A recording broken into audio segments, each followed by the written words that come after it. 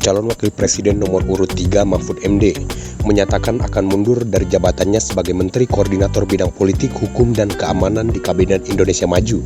Hal itu ditegaskan Mahfud dalam acara dialog bersama masyarakat bertajuk Tabrak Profesor di Semarang, Jawa Tengah. Mahfud mengatakan keputusan ini diambil demi menghindari konflik of interest sebagai cawapres. Mahfud juga ingin memberikan contoh kepada para pejabat yang memanfaatkan jabatannya untuk kepentingan politik. Selama 3 bulan terakhir usai ditetapkan menjadi cawapres pendamping Ganjar, Mahfud menegaskan tidak pernah menggunakan fasilitas negara meskipun masih menjabat Menko Polhukam. Terkait pengunduran dirinya, Mahfud menyebut tinggal menunggu momentum. Pasalnya masih ada tugas negara yang harus diselesaikan dalam rangka transisi. Saya merencanakan mengundurkan diri itu sebenarnya sudah lama ketika akan mulai debat pertama agar bisa lebih leluasa membuka data sebenarnya. Sehingga lebih etis saya membaca data-data itu kalau saya tidak di pemerintahan. Tetapi pada waktu itu ada beberapa pertimbangan. Ya, pertimbangannya perlu etika saya kepada Pak Jokowi.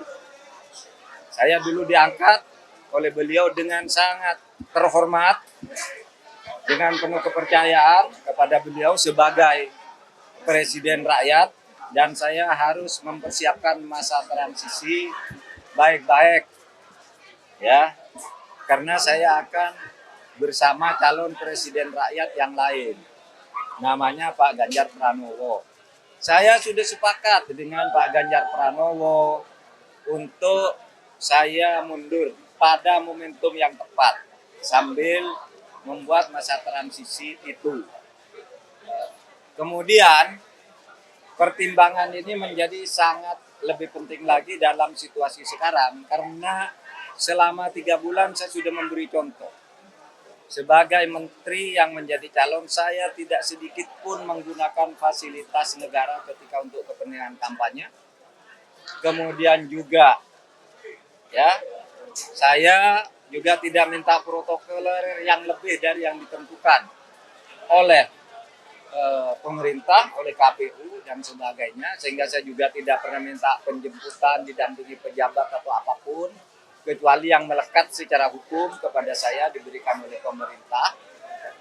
Dan ternyata di dalam perkembangannya saya melihat banyak atau adalah gejala-gejala di mana pejabat tidak se-fair saya di dalam melaksanakan tugas. Masih mencampur aduk antara keperluan politik dan keperluan dan tugas jabatan.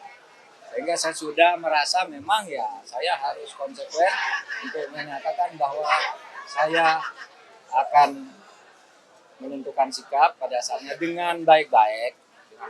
Kapan itu? Nantilah tunggu momentumnya. Kita akan lihat. Ya, nanti dilihat saja perkembangannya.